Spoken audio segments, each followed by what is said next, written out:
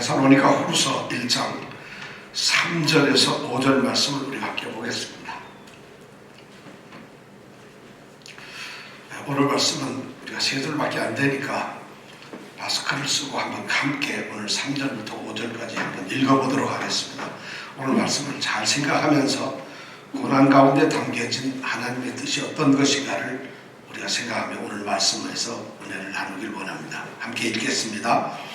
형제들아, 우리가 너희를 위하여 항상 하나님께 감사할지니 이것이 당연함은 너희 믿음이 더욱 자라고 너희가 다 각기 서로 사랑함이 풍성함이며 그리고 너희의 참는 모든 핍박과 환난 중에서 너희 인내와 믿음을 인하여 하나님의 여러 교회에서 우리가 친히 자랑함이라.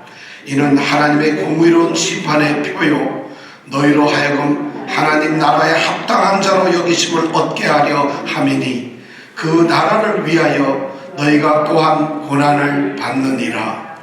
아멘. 데살로니가 후서를 바울 사도가 쓴 목적이 딱 두 가지입니다. 하나는 뭐냐 하면 왜 데살로니가 후서를 썼느냐? 하나는 핍박을 받고서 고난 중에 살고 있는 데살로니가 성도들을 위로하고 격려하는 것, 이것이 하나의 목적이었어요.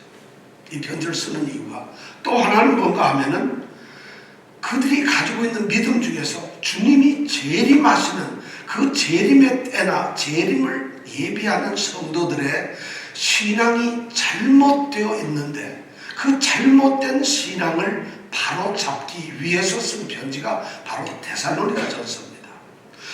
이 데살로니가 이 후서죠. 이 데살로니가 후서는 이 말씀을 1장, 2장, 3절밖에 안 됩니다. 그리고 40절 조금 넘는데 이 말씀 가운데서 오늘 2021년 뉴욕에서 살고 있는 우리에게도 너무 도전적인 말씀이에요. 고난 중에서 성도는 어떻게 고난을 극복하며 살아야 하는가? 그리고 이렇게 어려움은 모두 다가 말세대로 잘못된 이 재림신앙을 가지고 있는데 재림신앙을 어떻게 바로 잡아야 하는가 하는 것이 바로 데살로니가 후서예요. 여러분 데살로니가 후서를 잘 한번 읽어보시고 이 말씀 가운데서 주신 하나님의 진리를 우리가 발견하기를 원합니다. 자, 핍박과 환난을 받고 있는 이 데살로니가인의 교회를 향해서 바울 사도가 지금 격려의 말씀을 쓰고 있는데 그것이 바로 1장 3절에서부터 10절까지의 말씀입니다. 1장 3절에서 10절까지 말씀에서 데살로니가 성도들, 고난 가운데서 정말 힘들게 살고 있는 성도들을 격려하는 말씀이에요. 근데 그 격려하는 오늘 읽은 이 말씀을 우리가 가만히 생각해 보면 한 세 가지로 우리가 꼽아낼 수가 있어요. 첫 번째가 뭐냐면 고난이라고 하는 것과 하나님 안에 있는 그리스도 안에 있는 성도들, 고난과 성도들은 어떤 관계일까? 그 다음에 두 번째는 그럼 성도들이 겪고 있는 이 고난의 의미는 뭐고 이 고난을 통해서 하나님은 어떤 의도를 가지고 계시는가? 이것이 두 번째. 그리고 세 번째는 어떤 걸 하느냐? 그렇다면은 그 하나님의 의도에 맞게 성도들은 이 고난 가운데서 어떻게 살아야 하는가 하는 이 세 가지를 우리에게 지금 말씀해 주고 있어요. 오늘 3절부터 5절까지의 말씀이 그런 얘기를 하고 있어요. 자, 우리가 첫 번째, 성도와 고난은 어떤 관계가 있습니까? 성도와 고난이라고 하는 것. 여기에 대해서 오늘 말씀해 보니까 4절에 보니까 너희의 참는 모든 핍박과 환난 중에서 이런 말을 하고 있어요. 이 말이 뭐냐면 너희는 모든 핍박, 모든 환난을 지금 겪고 있다. 너희들이 그 고난을 겪고 있다. 이렇게 지금 선언을 하고 있는 것이에요. 이 말씀이 뭐냐면 성도와 고난은 뗄 수 없는 관계고 성도는 고난을 당하고 겪을 수밖에 없다는 것이에요. 성도들도 고난을 받는다는 것이에요. 아니, 성도이기 때문에 오히려 핍박도 고난도 받는다는 것을 우리에게 말해주고 있어요. 성도는 고난에서 예외가 될 수 없어요. 내가 예수 안에 있고 예수를 믿기 때문에 때문에 우리에게는 고난이 없을 거라고 생각하는 거짓 가르침 때문에 우리 성도들이 착각을 하는데, 성도들은 누구나가 당연히 고난을 받는 것이에요. 이것이 성도이기 때문에 받는 것이에요. 그래서 오늘 말씀을 보니까 모든 핍박과 환난 중에서 이렇게 말을 하고 있습니다. 핍박과 환난, 여러분 이게 뭐 어떻게 달라요? 조금 사실은 성경은 고난이라는 의미 안에 핍박이라는 말과 환난을 다 넣습니다만은, 굳이 바울 사도가 데살로니가 후서를 쓰면서 너희가 겪고 있는 이 모든 핍박 그리고 모든 환난이라고 이렇게 따로 기록을 한 거에 보는 의도를 가지고 있어요. 핍박이 뭔지 아세요? 핍박이라는 말, 이 단어가 원래 어떤 의미를 갖느냐면, 노예가 이제 집에서 가둬놓고 노예를 집에서 이제 부리는데, 이 노예가 탈출하고 도망을 갔어요. 그럼 그 노예를 잡기 위해서 개를 풀어가지고 개들이 노예를 잡기 위해서 쫓아가는 것, 막 추격해가는 이런 단어를 가진 의미가 바로 뭐냐면 핍박이라는 단어예요. 핍박이라는 그런 단어예요. 여러분 생각해보세요. 도망가는데 진돗개가 한 10마리가 쫓아와서 자기를 쫓아온다고 생각을 해보세요. 얼마나 두렵겠어요. 핍박이라는 단어가 바로 그런 의미를 나타내고 있는 것이에요. 이 핍박이라는 것은 세상 사람들이 겪는 것이 아니라 그리스도 안에서 그리스도를 믿는 사람들에게만 사용되는 단어가 바로 핍박이에요. 데살로니가 성도들은 바로 이러한 핍박 가운데 있었어요. 유대인이라고 하는 자들이 자신들과 다른 그리스도를 믿는다는 이유 하나 때문에 그들은 개를 풀어가지고 마치 추격하고 잡는 것처럼 핍박을 하고 있다는 것이에요. 즉 데살로니가 성도들이 바로 그런 환경 속에 있습니다. 핍박을 받고 있어요. 왜 하나님은 자신의 백성들, 자신이 부른, 하나님이 부른 백성들, 선택한 백성들을 그런 핍박 가운데 두고 계실까? 그런데 성경은 그렇게 말씀을 하지 않습니다. 디모데후서 3장 12절에 보면 이렇게 말씀하고 있습니다. 무릇 그리스도 예수 안에서 경건하게 살고자 하는 자는 핍박을 받으리라. 그리스도 예수 안에서 나는 예수 믿고 예수 믿는 자로 신앙생활 잘하며 경건하게 거룩하게 살고 싶어요. 이런 그리스도인들에게는 반드시 핍박이 있다는, 핍박을 받는다는 것이. 그리고 우리가 빌립보서 1장 29절에 보면은 그런 게 있잖아요.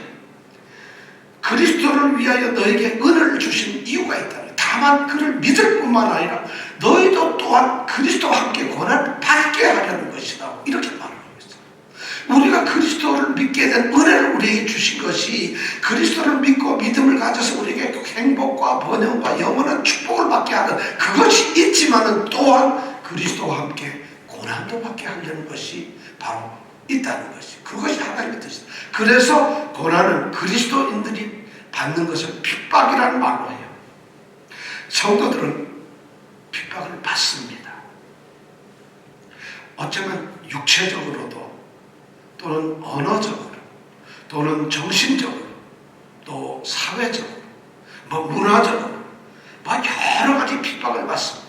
예수를 믿기 때문에 조롱을 당할 수도 있고, 예수를 믿기 때문에 비방과 위협을 당할 수도 있어요. 협박을 당할 수도 있고, 예수를 믿기 때문에 배격당하고 왕따가 될 수도 있어요. 예수를 믿기 때문에 어떤 계집에서는 어쩌면 쫓아냄을 당하고 무시를 당할 수도 있어요. 어떤 곳에 가면은 지금도 예수를 믿기 때문에 핍박을 받고 죽을 수도 있어요. 바로 예수를 믿기 때문에 핍박을 받습니다.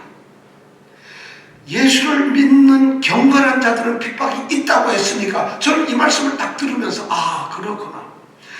성도가 핍박을 받는 것, 그것은 바로 내가 비로소 예수 그리스도와 관계가 있구나, 나는 정말 예수 그리스도와 끈끈하게 연결된 그런 존재로구나 하는 것을 증명하는 것이 바로 핍박이에요.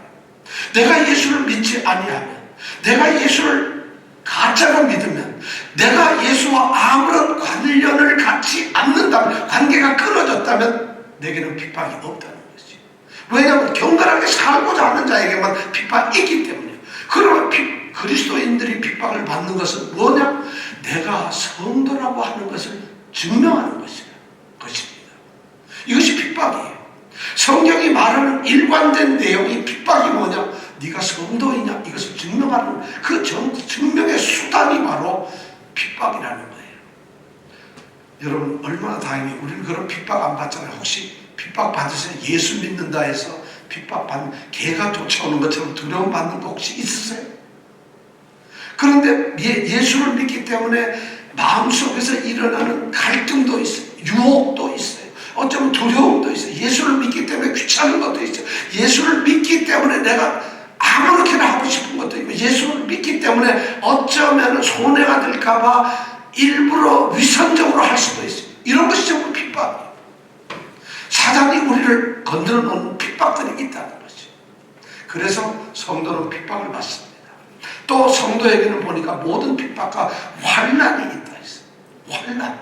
환난이라는 것은 성도들에게 뿐만 아니라 온 세상 사람들에게 주어지는 고통스러운 그런 상황이 바로 환난입니다. 예수를 믿든지 안 믿든지, 오히려 안 믿어도 있고 믿어도 있는 이 세상의 모든 고난, 고통, 어려운 일을 우리는 성경은 환난이라고 말해요. 그러니까 그리스도를 믿는 사람들은 핍박도 받고 환난도 받아요. 예수를 안 믿는 사람은 뭐만 받을까요? 환난만 있는 거예요. 핍박을 받을 필요가 없어요. 왜냐하면 그런 것을 박해를 받을 필요가 없죠. 그래서 예수님께서 요한복음 16장 33절에 세상에서 너희가 환난을 당한다고 선언을 하고 있어요. 예수를 믿었기 때문에 모든 곤궁한 어려운 일, 이 환난이라는 단어가 뭐냐면 우리 타작마당에서 도리깨질하는 거 있죠. 어떤 사람을 아주 좁은 이 독 같은 데다 넣어서 꼼짝도 못하게 가두어두는 이런 것이 바로 환난이에요. 우리가 살면서 너무 고통스럽게 막 완전히 얽매여 있는 거, 완전히 막 그냥 짓눌려 있는 이런 것이 바로 환난이라는 단어인데, 우리는 예수를 믿든지 안 믿든지 이 세상은 그런 환난이 있어요. 예수를 믿으면은 아이고 그리스도 안에서 우리가 평강과 자유와 축복을 얻는데 그런 게 어디 있어요? 천번의 말씀. 주님께서 말씀하셨어요. 너희가 세상에서는 환난을 당한다. 그런 일을 당한다고 말하고 있어요. 바로 성도들은 성도이기 때문에 이런 핍박과 환난을 당합니다. 그걸 겪을 수밖에 없어요. 성도들은 고난 속에서 살 수밖에 없어요. 이 고난 속에 살지 않을 수가 없는 그런 환경은 이 성도에게는 있지 않아요. 그렇다면 왜 고난을 받는가? 성도가 고난을 겪는 이유는 바로 목적이 있어요. 목적이 있다는 거죠. 고난을 받는 것, 그것이 목적이 아닙니다. 성도이기 때문에 애따 고난을 받아라, 고난이 주어지고 핍박이 오고 환난이 다가오는 그것 자체가 목적이 아니라 하나님께서는 그 고난이라고 하는 수단을, 방법을 통해서 하나님이 원하시는 의도가 있다는 것이에요. 고난이 우리에게 목적이 아니에요. 하나님이 예수 믿는 자들을 너희들이 내 백성이니까 옛다 너희들 고난이나 받아라 이러는 것이 아니라 그 고난을 통해서, 고난 가운데 살아가는 성도를 통해서 하나님이 원하시는 하나님의 의도, 숨은 뜻이 있다. 바로 오늘 말 고난 가운데 담겨진 하나님의 뜻이 있다는 것이에요. 고난은 절대 우리에게 주어진 목적이 아닙니다. 그렇기 때문에 우리는 고난과 싸워야 될 필요가 없어요. 고난이란 바로 하나의 하나님께서 주시는 하나의 수단일 뿐이에요. 그래서 사도행전 14장 22절에 보면 이렇게 말씀해요. 우리가 하나님 나라에 들어가려면 많은 환난을 겪어야 한다고 바울 사도는 그렇게 복음을 전할 때 얘기해요. 우리가 하나님 나라에 들어가려면 많은 환난을 겪어야 된다. 바로 이 고난을 겪는 것은 하나님 나라에 들어가기 위한 하나의 고난의 수단이라는 것이, 그렇게 우리에게 얘기하고 있어요. 베드로도 또한 그렇게 얘기하고 있어요. 너희가 그리스도의 고난에 참여한다는 것이에요. 근데 그 고난, 그리스도의 고난, 그리스도가 받는 그 고난에 참여하는 것을 즐거워하라고 하고 있어요. 왜냐? 그의 영광이 나타나실 때에, 바로 주님께서 오실 때에 너희로 즐거워하며 기쁘게 하게 하기 위해서 그렇다면, 이게 베드로전서 4장 13절에 나오는 말씀. 이게 고난에는 그런 의도가 있다는 거예요. 이 고난을 통해서 하나님께서는 하나님 자녀들이, 우리 하나님 백성들이 그 뜻대로 부르심을 입은 사람들이 훈련받기를 원하셨다는 거예요.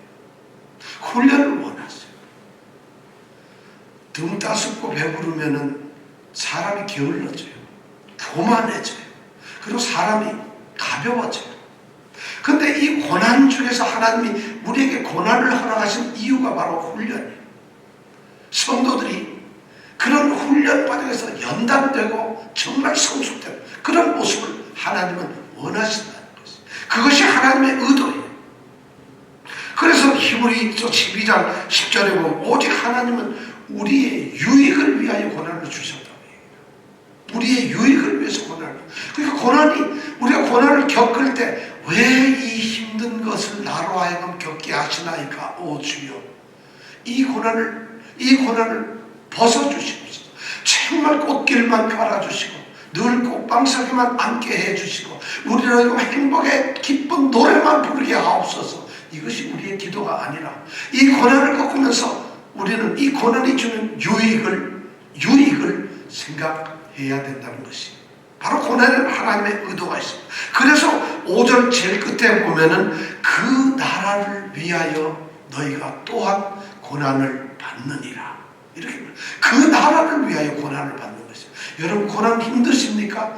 그 나라를 생각하십시오. 아, 내가 받는 이 고난이 그 나라를 위하여 받는 것이로구나. 이것이 하나님의 의도로구나. 내가 이 고난에서 벗어나는 그날 그 하나님의 나라가 내게 임하는구나. 이 고난에서 쓰러지는 순간 하나님의 나라는 나와 관계가 없어지는구나. 이것을 우리 보고 알라는 것이 그 나라를 위하여 너희가 또한 역시 너희는 고난을 받고 있다는 것이. 자, 그렇다면 이 고난에 담겨진 정말 숨어있는 하나님의 뜻이 뭘까요? 왜 고난을 통해서 우리에게 이런 어려운 것을 하나님 하셨을까요? 지금 데살로니가 교회를 향해서 바울 사도는 매우 분명하게 얘기하고 있어요. 5절에 보니까 이는 하나님의 공의로운 심판의 표요, 또 너희로 하여금 하나님 나라에 합당한 자로 여기심을 얻게 하려 합니다.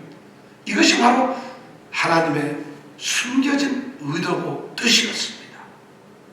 이 말이 무슨 말인가 하면 고난이 너에게 주어졌을 때 너희가 고난의 길을, 고난의 삶을, 고난의 인생을 살아가고 있을 때 너희들이 내가 부른 성도로서 하나님의 자녀로서 장차 하나님 나라가 들어갈 자로서 어떻게 살았느냐, 어떻게 고난을 겪었느냐, 그 고난 가운데서 너희들의 삶의 모습이 어떠했느냐, 너희가 과연 그 고난 가운데서 그리스도와 맺어진 이 관계를 어떻게 유지했느냐, 너희가 그 고난의 삶 속에서 너희들의 삶의 모습이 어떻게 세상과 다르고 거룩했느냐, 너희가 고난을 당하면 당할수록 너희가 어떻게 하나님 앞에서 온전하게 세워졌느냐, 고난에서 어떻게 살았느냐 하는 그것이 바로 하나님의 의도였어요.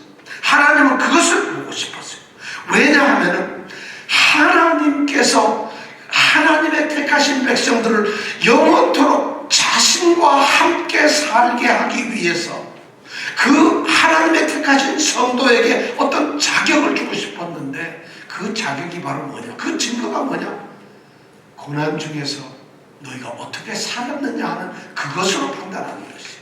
그래서 하나님은 총 두 가지를 의도를 가지고, 첫 번째가 뭐냐면 하나님의 심판을 가운데서 하나님이 하나님의 심판대 앞에서 심판을 하실 때에, 하나님은 공의로우신 분인데 하나님이 심판을 하실 때에 심판을 하고 재판을 하려면 명확한 증거가 있어야 되는데 우리 성도들이 고난 중에서 어떻게 살았느냐 하는 그 살았느냐 하는 족적, 그 결과를 하나님은 심판의 증거로 삼으신다는 것이.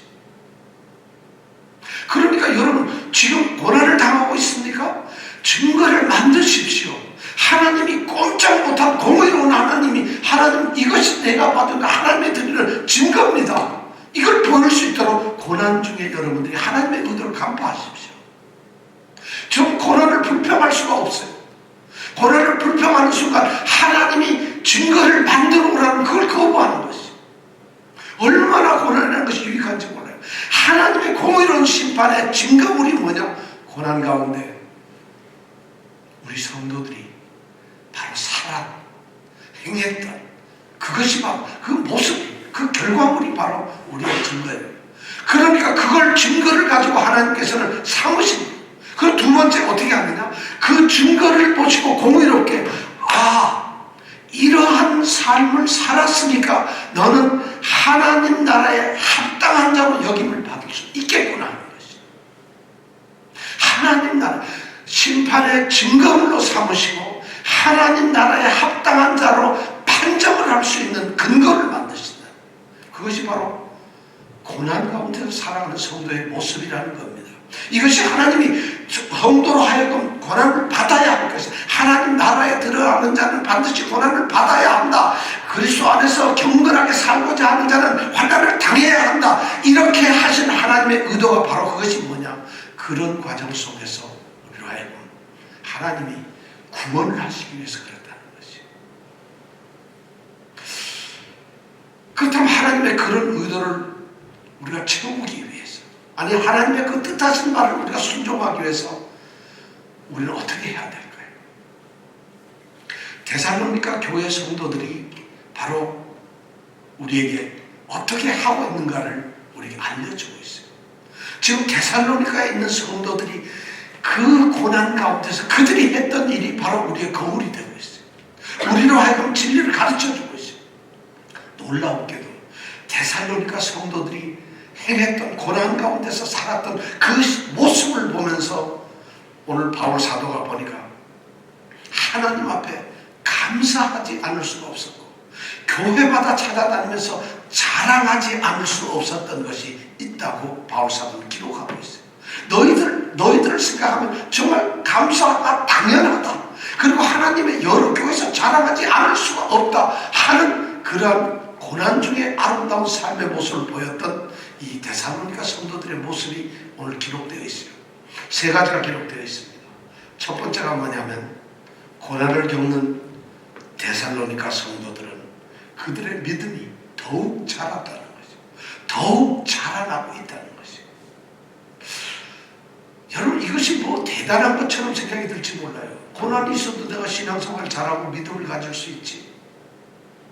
그런데 그렇지가 않아요. 여러분 우리는 흔히 착각을 합니다. 돈도 좀 많고 건강도 해주고 좀 시간에 여유가 있으면 좀 일도 좀 덜 해도 되고 그러면은 하나님 잘 믿을 수 있을 거라고 생각을 해요. 이거 뭐 일이 너무 바빠요. 일이 너무 바빠서 하나님을 못 믿는데 시간이 많이 나면 딴짓 하느라고 또 하나님을 못 믿게 돼요. 이것을 하나님을 믿는 것은 고난이기 때문에 못 믿는 것이 아니에요. 오히려 고난 중에는 우리가 하나님을 더 멀리할 수밖에 없어요. 왜냐하면 내가 예수를 믿는데 왜 이런 고난이 내게 옵니까? 하나님을 원망할 수도 있어요. 두려워할 수도 있어요. 내가 예수를 믿는데 왜 이런 게 있느냐?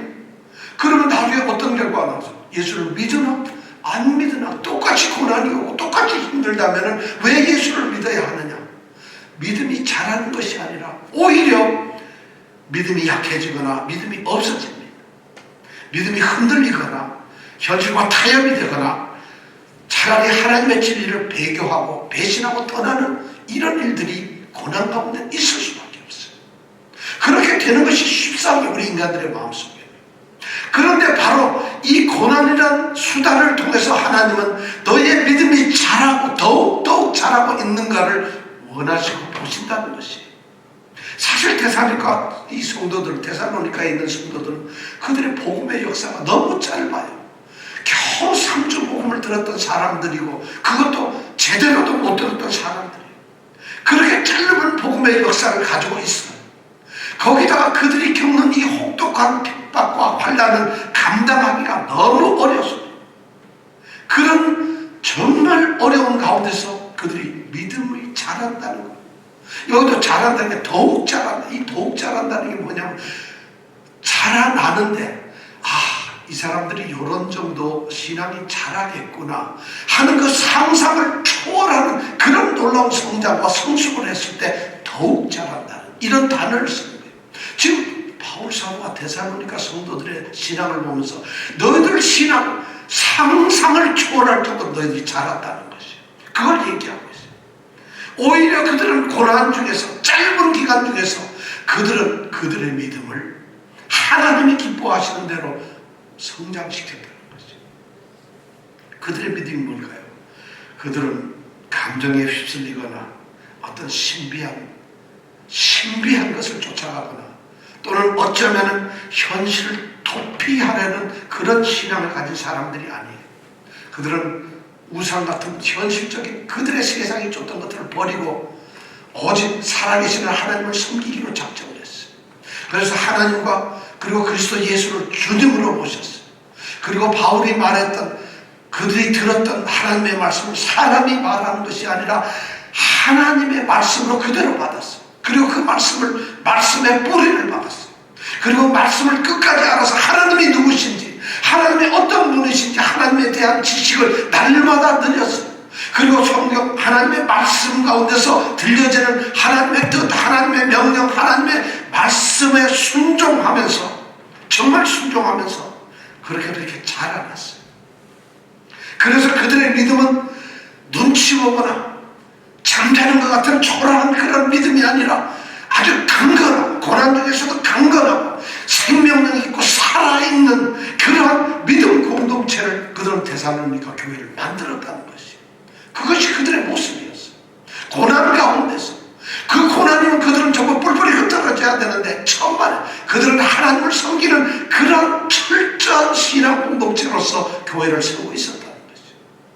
고난 가운데 우리에게 필요한 것은 하나님과 더 가까워지는 것이에요. 이것이 바로 하나님께서 공정한 심판의 표로 삼는 것이에요. 자, 두 번째는 뭐라고 되어 있어요? 너희가 다 각기 서로 사랑함이 풍성하다.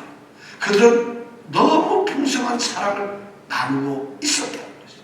믿음이 괄목할 만한 상상을 초월하는 성장이 있었지만 사랑 또한 넘쳐나고 있었다는 것이죠. 저는 여러분, 고난을 당하게 되면 과연 사랑을 지킬 수 있을까요? 내가 힘들어 죽겠는데, 내 코가 석자인데 누구를 돕고 누구를 사랑하고 누구를 관심을 가져요? 여러분, 돈이 있어야지, 시간이 있어야지, 내가 건강하고 좋아야지 남에게 사랑, 그거는 사랑이 아니에요. 위선이에요. 지금 이 사람들이 똑같이 고난을 받고 있는데, 고난 속에서, 고통 속에서 너무 힘들어하는데 오히려 그들은 충분히 내 코가 석자라고 포기할 수 있어요. 그러나 그들은 사랑이 식지가 않았어요. 이기적인 사랑, 나만 생각하는 그런 사랑을 갖지 않았다는 거예요. 내가 좀 편해야 되고, 나만 살기 위해서 남은 죽어도 되고, 그렇게 살지 않았다는 것이에요. 성도들 한 사람이 보면 오늘 말씀은 너희가 다라는 것, 성도들이 10명이었다면 10명이 다라는 거지. 20명이었으면 20명이 다고, 성도가 10,000명이었으면 10,000명이 전부 다, 너희가 다 각기 서로 오늘 말씀해 보니까 그렇게 돼 있어요. 3절에 보면 분명히 그렇게 돼 있어요. 너희가 다 각기 서로, 각자가 서로의 필요를 채워줍니다. 서로 권면합니다. 서로를 세워줍니다. 그리고 서로를 위해서 희생합니다. 사랑은 이론이 아니잖아요. 사랑은 수고잖아요. 그래서 사랑의 수고라고 하지 않나요? 사랑은 자신의 희생 아닙니까? 바로 그들은 그런 사랑의 공동체를 만들었다는 것이죠. 만들어가고 있다는 것이죠. 고난 중에서 주님께서는 조롱과 멸시, 핍박, 박해, 그 다음에 어쩌면 거짓 증거에서의 모함, 수치, 모멸감, 이런 것을 느끼고, 어쩌면 가시면류관을 쓰고 가장 육체적 고통을 느끼면서 드디어 십자가에 달려서 목숨까지 버리는 십자가의 죽음을 당하시는 바로 그날 저녁에 사랑하는 제자들에게 말씀을 하십니다. 내가 너희를 사랑한 것 같이 너희도 서로 사랑하라 하는 그 새 계명을, 이것이 너희에게 주는 나의 새로운 계명이다. 주님이 하실 수 있는 계명이 너무 많았을지 몰라요. 생각을 해보세요. 이 땅에 하나님의 나라를 이루기 위해서 사랑하는 제자를 세웠어. 그리고 그들을 이제 놔두고 이 세상을 떠나야 되는 그 주님이 하실 말씀이 얼마나 많았어요. 그런데 이 주님이 주시는 마지막 세 계명이 뭔지 알아요? 그것도 자신을 배신해서 금방 예수를 팔기 위해서 가롯 유다가 떠나자마자 11명의 제자를 놓고 하시는 말씀이 바로 그거예요. 내가 너희를 사랑한 것 같이 너희가 서로 사랑하라. 이것이 주님이 주시는 계명이에요. 새로운 계명이었던 거예요. 바로 이 데살로니가 성도들에게는 그 새로운 계명인 사랑을 실천하는 그런 것이 있었어요. 단순한 사랑이 아니에요. 그냥 좋다가 아니라 여기에 보니까 사랑함이 풍성하다고 했어요. 이 풍성하다는 것은 수도꼭지를 틀면 물이 콸콸콸콸 나는 거예요. 그것이 흐르고 쌓여서 죽을 넘쳐나가는 폭발적으로 넘쳐 흘러나는 이런 모습이 풍성하다는 단어예요. 그러니까 그들이 모일 때면 사랑의 강물이 흐르는 거예요. 사랑이 넘쳐나고 있는 것이, 그런 사랑 가운데 그들이 있었다는 것이. 이것이 두 번째, 그들의 사랑. 그들의 사랑의 풍성함이 바로 하나님의 뜻을 이루는 고난 가운데 성도들의 모습이었어요. 세 번째는 4절에 나왔어요. 성도들이 고난 가운데서 인내와 믿음을 지켰다고 되어 있어요. 너의 참는 모든 핍박과 환난 중에서 너희 인내와 믿음을 인하여, 너희 인내와 믿음을 인하여. 고난이 있을 때 중요한 것은 인내입니다. 인내 쉽지 않아요. 여러분, 고난이 있으면 어떻게 참아야죠. 말은 쉽지만 인내는 쉽지 않습니다. 그 고난이 다가올 때 이 고난을 피할 방법이 없어요. 데살로니가 사람들은 유대인들의 핍박이나 그들이 경제적 겪는 그 고통, 그 당시에 그 지중해 연안의 세계를 뒤덮고 있었던 기근, 이 가뭄이 굉장히 심했어요. 그 당시에 몇십 년 만에 최고의 가뭄이라는 기록의 역사가 있어요. 그런 가뭄 속에서 어쩌면 그들은 너무 고통스러웠을 거예요. 도저히 그 고난을 피할 방법이 없었어요. 그럼 그런 고난을 겪고 있는 유대인들의 핍박이나 그런 생활고에 겪고 있는 그들이 할 수 있는 게 뭐예요? 인내. 어쩌면 포기일지 모릅니다. 별대로 되라. 자포자기가 될지 몰라요. 어쩌면 우리도 이 팬데믹 현장에서 그것이 필요할지, 고난보다 이 고난 속에서 우리는 포기가 더 쉬울지도 몰라요. 그들이 살고 있는 그 고난의 현장은 마치 이겁니다. 고난 가운데서 우리 로마서 8장 36절에 나와 있는 말씀처럼 하루 종일 그들은 주님을 위해서 죽음에 직면하고 있었어요. 죽음에 직면하고 있어요. 핍박 때문에.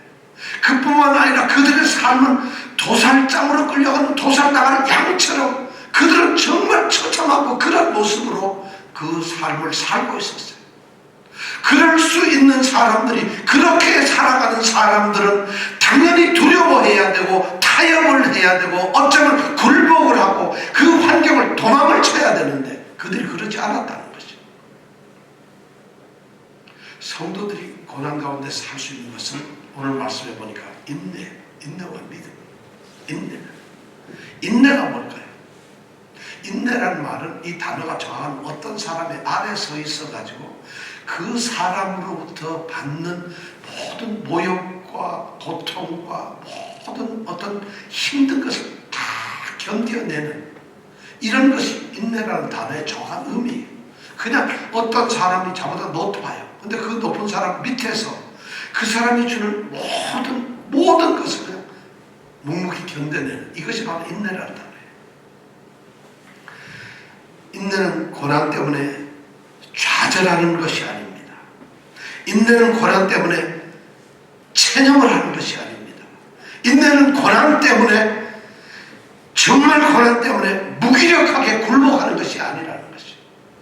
인내는 여기서 말하는, 성경이 말하는, 지금 성경이 믿는 자들이, 그리스도 안에서 살아가는 하나님의 택하신 성도들이 고난 가운데서 인내한다는 이 말은 뭐냐? 마치 전쟁에 승리한 용맹스러운 이 전쟁의 군인 용사가 완전 무장을 하고 서서 정말 늠름하게 서서 다가오는 모든 것을 온몸으로 견뎌내며 이겨내는 그러한 모습이 바로 인내라는 것이. 인내 인내라는 것이 바로 그런 것이다. 고난 때문에 그렇게 무너지는 것이 아니에요. 고난 때문에 중간에 그만두는 것이 그런 것이 인내가 아니라는 거예요. 정말 인내는 비겁한 또는 나약한 또는 보잘것없는 그런 것이 아니라 인내는 오히려 더 적극적인, 더 담대한, 더 강한 어떤 투지가 바로 인내라는 거죠. 성경은 그것을 요구하고 있어요. 성경은 말이죠, 고난과 싸우라고 얘기를 하지 않아요. 고난을 물리쳐라고 얘기를 하지 않아요. 성경에서는 고난을 가지고 완전히 피해서 도망가라고 하지도 않아요. 고난을 어떻게 하든지 극복해내서 뭘 하라는 게 아니라 너희가 고난을 당하거든 인내하고 견뎌라 이렇게 말을 하고 있어요. 이것이 왜냐하면 고난을 통해서 하나님이 의도하셨던 것은 바로 인내하는 것이에요.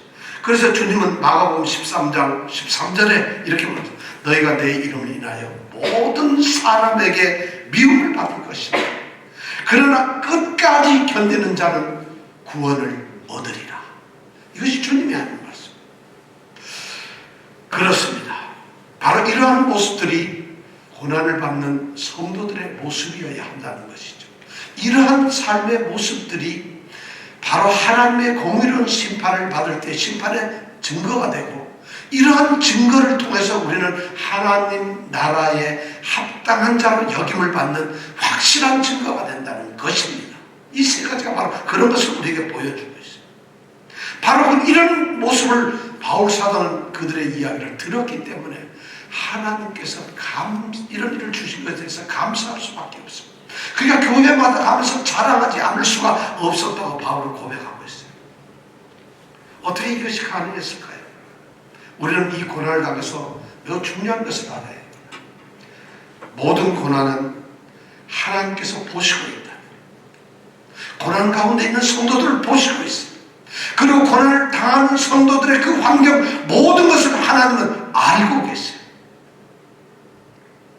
마침내 하나님께서는 그 고난을 이길 수 있는 능력을 주신다는 것이죠.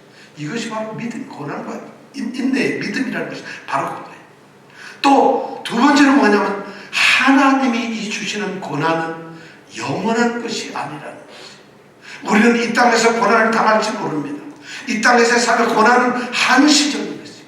결코 고난은 영원토록 우리가 겪어야 되는, 영원토록 고난 안에서만 살아야 되는 것이 아니라 고난에는 끝이 있다는 것이죠. 세 번째 더 중요한 것은 뭐예요? 현재 우리가 겪고 있는 고난은 장차 우리에게 임할 그 영광상과 비교를 할 수가 없다는 것이죠. 우리가 당한 이 고난은 장차 우리에게 주어질 하나님이 주시는 그 영광과는 비교, 요즘은 게임이 안 되는 것이죠. 상대가 안 된다는 것이죠. 바로 고난을 겪는 우리에게 이런 것을 우리에게 알려주고 있어요. 바로 고난 가운데서 우리 성도들이 어떻게 살아야 될까요? 저는 오늘 말씀 이 세 가지, 믿음이 자랐다, 사랑이 풍성해졌다, 그리고 고난 가운데서 인내했다, 이렇게 말씀하고 있습니다. 여러분들, 고난의 광야에서 무성하게 자라고 있는 떡갈나무와 같은 그런 믿음을 가지십시오. 고난의 광야에 아무것도 자랄 수가 없고 모든 것이 황폐한데 정말 우뚝우뚝 솟아나는 떡갈나무처럼 잎이 무성하게 하늘로 솟아나는 떡갈나무와 같은 믿음을 가지십시오. 여러분, 고난의 사막에서 모든 것이 메말라, 모든 것이 다 바짝 말라버리는 그곳에 마치 반석에서 샘물이 솟아나는 것처럼 콸콸콸콸 넘쳐서 흘러나는 사랑을 가지십시오. 강물과 같은 사랑을 가지십시오. 이것이 고난. 그리고 여러분, 고난의 한밤중에서, 고난의 싸움터에서 결코 쓰러지지 아니하는 정말 견고하게 서있는 성벽처럼 여러분 인내하십시오. 그렇게 인내하십시오. 이것이 바로 하나님 나라의 증거입니다. 우리가 하나님 나라의 심판대에 세워지는 그날 하나님 나라에 합당한 자로 여겨질 증거가 될 것입니다. 바로 그것을 우리에게 얘기하고 있습니다. 여러분, 고난에 무너지지 마십시오. 바울 사도는 지금 데살로니가 성도들에게 그런 위로를 주고 있어요. 너희들이 받았던 이 모든 것이, 너희들이 받는 모든 것이 정말 명확한 증거들이다. 너희들이 이 받는 모든 것이 하나님 나라에 합당한 자들이 받는 자격 요건이다. 이렇게 말을 하고 있다는 거죠. 두려워할 필요가 없어요. 바울은 그렇게 얘기하고 있어요. 로마 교회를 향해서 그런 얘기합니다. 만일 로마 교회를 향해서 바울 사도는 로마서에 이렇게 기록을 하고 있어요. 만일 하나님이 우리를 위하시면 누가 우리를 대적하겠느냐? 누가 이 세상에서 우리를 그리스도의 사랑에서 끊어낼 수가 있겠느냐? 그것이 환난일지, 곤고일지, 핍박일지, 기근일지, 헐벗음일지, 또는 어떤 위험일지, 어떤 죽음일지 아무것도 아니라는 것이죠. 바울 사도가 로마 교회를 향해서 로마서 8장에 썼던 말씀이 바로 뭐냐면, 그러한 모든 일 가운데서 우리를 사랑하시는 이 때문에 우리는 넉넉히 이길 수 있다는 것이죠. 우리에게 이김을 주신다는 것이죠. 저는 데살로니가 교회 성도들이 가졌던 그 고난 가운데 드러났던 그들의 삶의 모습이 오늘 우리에게 절대적으로 필요하다고 생각합니다. 여러분, 우리가 팬데믹 처음 됐을 때 온 교회 목사님들, 우리 성도들이 다 걸어가서 주여 우리의 죄를 용서해 주시옵소서, 이 고난을 물리쳐 주시고 빨리 하나님, 우리가 잘못 생각을 했어요. 그것이 물러지는 것이 아니에요. 하나님이 그걸 무찔러 주는 것이 아니에요. 하나님, 우리 주님께서 십자가의 고난 앞에서 뭐라고 해요? 이 잔을 내게서 거두어 줬어요. 그러나 내 뜻이 아니라 하나님 뜻대로 하게 하는 거죠. 오늘 우리는 이 고난 가운데서 우리의 믿음을 자라게 합시다. 사랑을 넘치게 합시다. 그리고 굳센 인내로 이 고난을 이겨나갑시다. 그래서 올해 한 해 하나님께서 우리를 정말 인정하는 성도의 모습으로 우리가 세워가기를 간절히 원합니다. 기도하겠습니다.